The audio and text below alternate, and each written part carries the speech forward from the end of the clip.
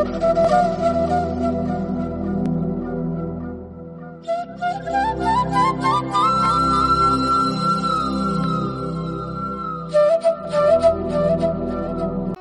आनंद हुआ, बहुत सुख मिला सुदामा जी को। उसके बाद सुदामा जी ने कहा अच्छा प्यारे अब चलूं, क्योंकि सुदामा जी जानते हैं ज्यादा रहूंगा आसक्ति बढ़ जाएगी, प्रेम बढ़ जाएगा, छोड़कर जाऊंगा कैसे। और भगवान की माया बड़ी प्रबल है, जो न फंस जाए उसी पर समझिए भगवान की कृपा है। सुदामा जी ने कहा अच्छा चलूं। अब देखिए यहाँ कितना आनंद है। सुदामा जी बोले प्रभु चलूं। भगवान ने कहा अच्छा चलो सुदामा जाओ। सुदामा जी ने सोचा ही कैसा मित्र है।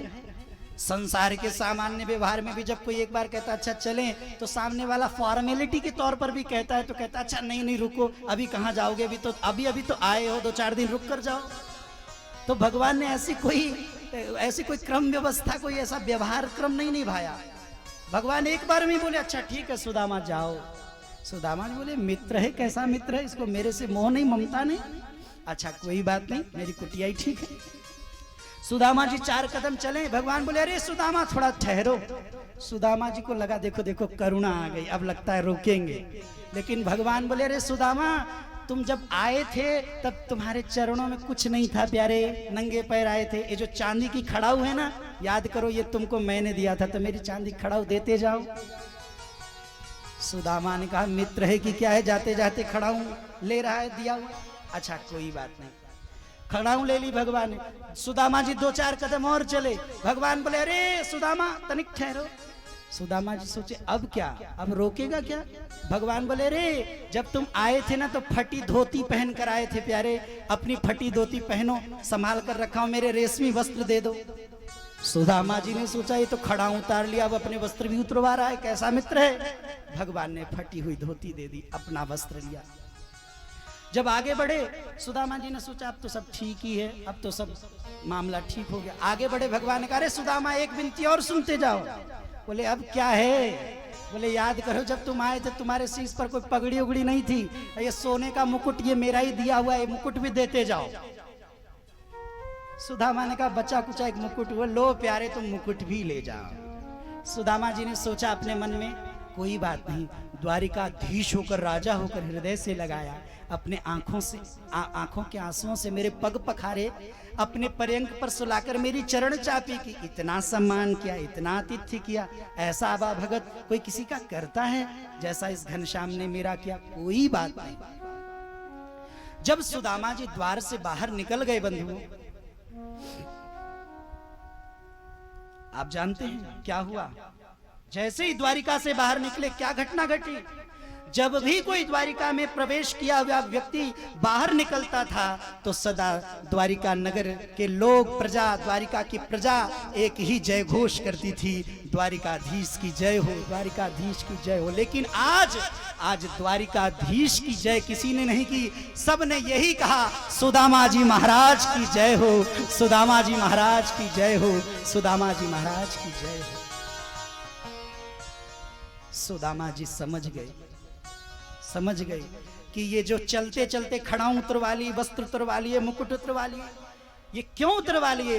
यदि मैं सज धज कर इसी प्रकार बाहर निकलता तो द्वारिकाधीश की प्रशंसा होती कि देखो जिस प्रकार ये निर्धन ब्राह्मण अंदर गया था कितना अमीर होकर लौटा है, कितनी बड़ी कृपा है द्वारिकाधीश, कितनी करुणा है, कितनी उदारता है। लेकिन मेरे गोविंद ने, मेरे द्वारिकाधीश ने जैसा आया था वैसा ही भेजकर बता दिया कि ये मेरा ऐसा भक्त है कि ये द्वारिकाधीश को भी कुछ देने आया था, द्वारिकाधीश से कुछ लेने नहीं आया था। यह जानकर द्वारिका वालों ने भी जय घोष सुदामा जी की।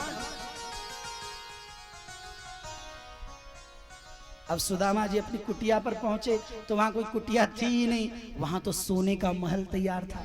सुशीला जी सजी धजी बिल्कुल। और सुदामा जी पहुंचे, अजी सुनते हो इधर देखिए अट्टालिका के ऊपर मैं। और सुदामा जी ने देखा अरे सुशीला तुम, ये महल किसका है और तुम वहां कैसे। सुशीला जी ने कहा सब द्वारिकाधीश की कृपा है। सुदामा जी ने कहा हम इस स्वर्ण महल में नहीं रहेंगे सुशीला, हम इस राजमहल में नहीं रहे, हमारे लिए राजमहल किसी काम का नहीं। हम तो ये जब झोली में राम कृष्ण की माला भर फेरते रहे, बजते रहे, यही हमारा काम है, इस महल में भजन नहीं हो सकता।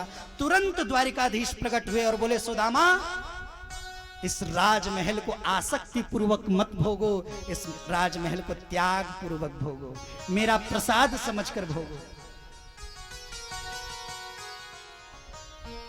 करो वही जो अच्छा हो, कहो वही जो सच्चा हो, बोलो वही जो मीठा हो, सुनो वही जो गीता हो, जीवन वही जो सचरित्र हो, कर्म वही जो पवित्र हो, खाओ वही जो प्रभु का प्रसाद हो, और पियो तो वही जिसमें चरणामृत का स्वाद हो, जिसमें चरणामृत का स्वाद हो। भगवान ने कहा इसे प्रसाद समझो, सुदामा जी ने प्रसाद ही समझा। ठीक है गोविंद भैया, सीधी सी बात है, यही तो बात है कि मालिक मेहरबान तो गधा पहलवान, सीधी सी बात है। हाँ, किसी ने बहुत खूब कहा कि उनकी बातें करी तो गजल हो गए, उनकी बातें करी तो गजल हो गए, उनकी रहमत हुई तो कमल हो गए, अपनी हस्ती तो थी जैसे टूटा मकान, और बरसा जब उनकी कृपा का बादल तो प्यारे महल हो गए। हम महल हो गए, हमारे पास तो कुछ था नहीं, कुटिया की जगह महल हो गया, तो ये प्रभु की कृपा है। तो हम सभी जीवों के पास जब हम थे तब हमारे पास कुछ नहीं था, आए थे तो कुछ था क्या? याद रखिएगा, हम जिस भाव में आए हैं उसी भाव में जाएंगे। मैं एक छोटा सा कथानक आप सबको सुनाता हूं और उसके बाद आगे बढ़ेंगे। एक मेला लगा था, वहां एक व्यक्ति घोड़ा बेच रहा था, सफेद रंग का घोड़ा। एक चोर खरीदने पहुंचा, उसने कहा भाई साहब घोड़ा बड़ा सुंदर है, भागता भी है क्या? तो बेचने वाले ने कहा घोड़ा जितना सुंदर है भागता उतना सुंदर है, उससे अच्छा भागता है।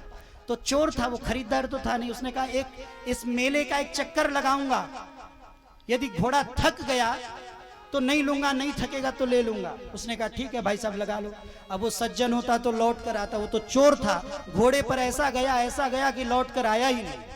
मेले के इस छोर से उस छोर पर पहुंचा और खुद खूंटा बांधकर घोड़े को उसमें बांध दिया और खुद उसका विक्रेता बन गया। आप सब जानते हैं ना, कभी कभी शेर को सवा शेर मिल जाता है, उसको भी एक, वो तो चोर था, उसको महाचोर मिल गया। महाचोर आया, बोला भाई साहब घोड़ा बहुत सुंदर है, भागता भी है क्या?